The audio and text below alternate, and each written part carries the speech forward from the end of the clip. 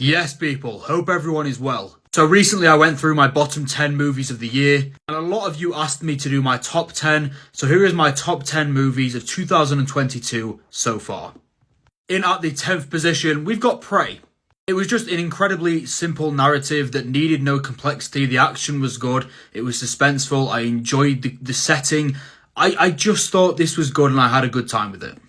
Ninth place, in my opinion, one of the most underappreciated films of the year. We've got George Miller's 3,000 Years of Longing. Just great visual storytelling. Yes, the romantic chemistry wasn't the best. And yes, the ending could have been better, but overall a really good message in terms of loneliness and developing human connections. Eighth place, we have The Northman. Just an epic and brutal, very well shot fantasy with some fantastic leading performances. Great music, some great fight scenes, and yes, maybe the story left me wanting more, but I just knew I would like this going into it.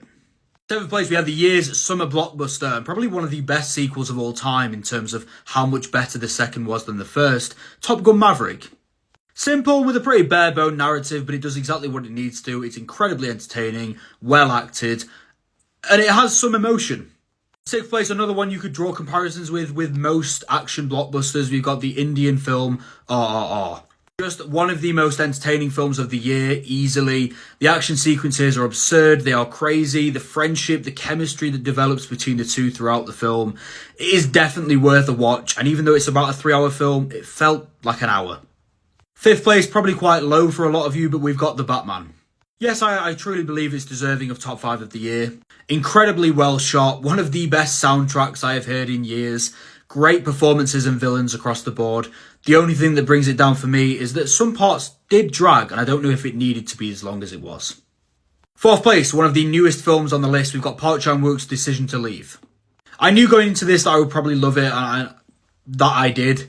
This was clearly a passion project, and he probably had just as much fun making this as I did viewing it. It's incredibly engaging, keeps you fixated on the screen throughout.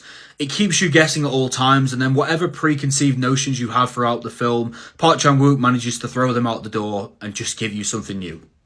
In at 3, and my first 5 out of 5, The Quiet Girl, one of the most overlooked films of the year so far. An incredibly simple film surrounding topics of love and kindness. Every performance feels so real and authentic. The shot and the setting is like a painting, and the ending made me bawl my eyes out.